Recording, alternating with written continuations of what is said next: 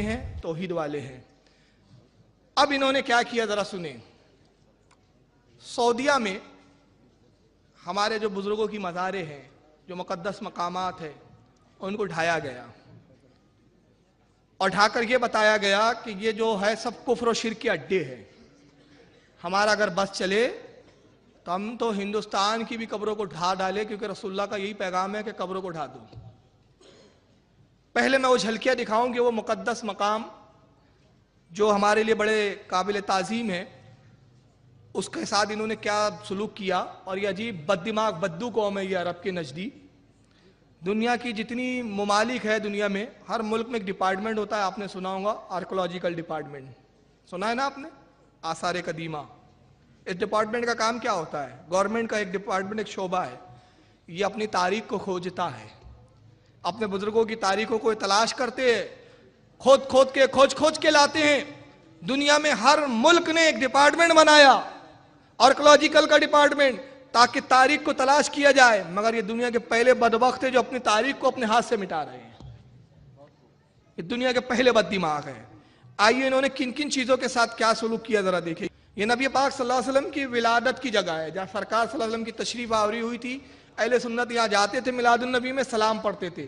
شاہ عبدالحق محدث دہلوی کی کتاب میں اس کا بہت تفصیل سے ذکر ملے گا, جذب القلوب کے اندر.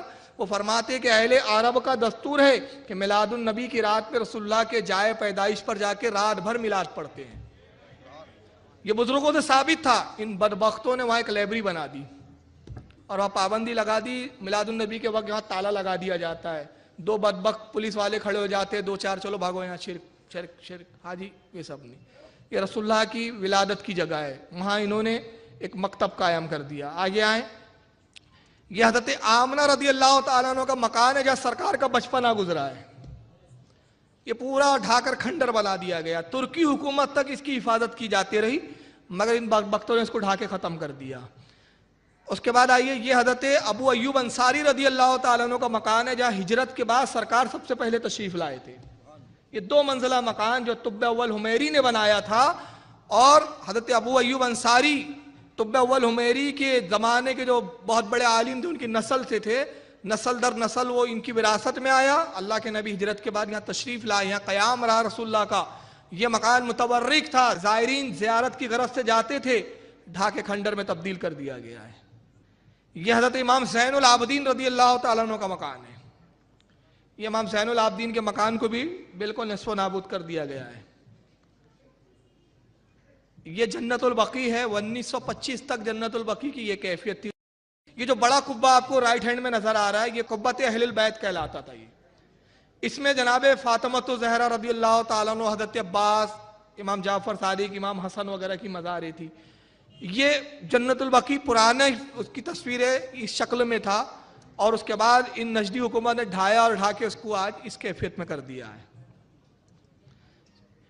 یہ جنت البقیع موجودہ صورتحال یہ ہے جنت البقیع کی. یہ جنت المعلا ہے, جہاں پہ سرکار کی پہلی زوجہ مطہرہ ام المومنین حضرت خدیجۃ الکبریٰ کی مزار ہے, اور رسول اللہ کے خاندان کے کئی افراد ہیں, اور کئی صحابہ کرام یہاں دفن ہیں.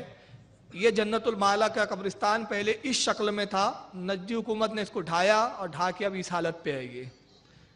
اور ایک بات اور عرض کرنا چاہوں, آپ کو بتاؤں, بڑی تکلیف دہ بات ہے کہ اس جنت المعلا کے بیچ سے ایک سڑک گزاری گئی. جب سڑک گزار رہے تھے تو حضرت خواجہ عثمان ہارونی کا مزار درمیان میں آیا. تو ہماری ہندوستان کی حکومت غیر مسلم ہونے کے بعد بھی اتنا تو احترام کرتی ہے کہ اگر کوئی درگاہ آ جائے تو سڑک کو ترچھا کر دیا جاتا ہے, پلان چینج کر دیا جاتا ہے. مگر ان بدبختوں نے خواجہ عثمان ہارونی کی مزار پہ سے سڑک گزار دی.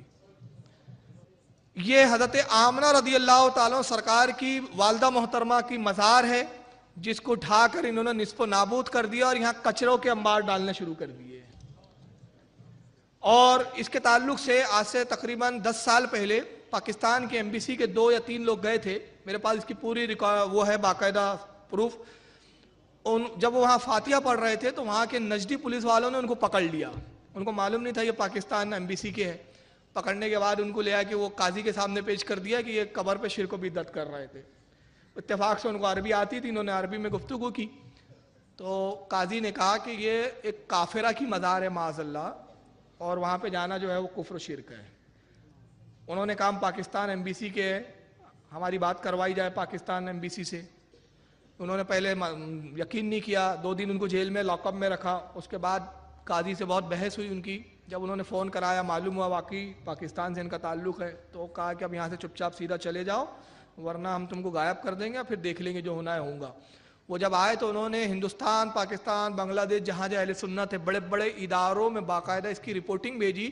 اس وقت ناگپور میں دارالعلوم امجدیہ میں بھی وہ ایک پورا ان کا خط آیا تھا. اس وقت میں امجدیہ کے اندر ممبر تھا, اور عمدۃ المحققین حضرت مفتی غلام محمد صاحب قبلہ علیہ رحمہ اس وقت وہاں کے محتمم تھے. تو وہ حضرت سے وہ کافی مجھے ملی, اور اس میں پوری رودات چھپی تھی, اور انہوں نے تمام اہل سنت کے بڑے بڑے اداروں میں وہ لیٹر لکھ کے کہا تھا کہ رسول اللہ کی والدہ کہ ایمان کے بارے میں ہماری کتابوں میں کیا ہے وہ آپ تحریر کر کے بھیجئے, وہ سارے فتاوے ہم وہاں سعودیہ میں بھیجیں گے. تو حضرت آمنہ کو معاذ اللہ یہ کافرہ کہتے ہیں معاذ اللہ. فتاوی رشیدیہ میں رشید احمد گنگوہی سے کسی نے پوچھا کہ رسول اللہ کے والدین مومن ہیں یا کافر, تو رشید احمد گنگوہی جواب دیتے ہیں کہ رسول اللہ کے والدین کافر ہیں, اور اسی کتاب میں لکھا یزید مومن ہے. میں بشتی محلے میں اس پر پورا بیان کر چکا ہوں, اور میں نے وہاں ایک دلیل دی تھی کیونکہ عشق کی بات ہے, میں ریپیٹ کر دیتا ہوں کیونکہ مجمع بڑا وسیع ہے. حضرت آمنہ رضی اللہ تعالیٰ عنہ کا مومن ہونا تو ایسا مسلم ہے. حضرت علامہ اسماعیل حقی رحمۃ اللہ تعالیٰ علیہ تفسیر روح البیان میں فرماتے ہیں کہ حضرت یونس علیہ السلام کو جس مچھلی نے نگلا تھا, 40 دن آپ اس مچھلی کے شکم میں رہے, 40 دن کے بعد اس مچھلی نے آپ کو اگلا, تو اللہ نے اس مچھلی سے خطاب کیا, فرمایا مچھلی تو میرے نبی کو, میرے ایک پیغمبر کو اپنے شکم میں لے کر گردش کرتے رہی, دریا میں گھومتی رہی, اس کی حفاظت کیا, بتا اس کا انعام کیا چاہتی ہے. مچھلی نے کہا رب کائنات میں یہ انعام چاہتی ہوں کہ تیرے محبوب کی جو نہر کوثر ہے جنت میں مجھے اس میں ڈال دے تاکہ میں جنتیوں کے ساتھ کھیلوں. اللہ نے ڈال دیا, جنت میں وہ مچھلی موجود ہے اور ہمیشہ رہیں گی, جنتی اس سے دل لبھائیں گے. علامہ اسماعیل حقی فرماتے ہیں عزیز غور تو کر, وہ مچھلی جس میں یونس 40 دن رہے وہ جنتی ہے جس شکم میں نبیوں کا سردار 9 ماہ رہا ہے.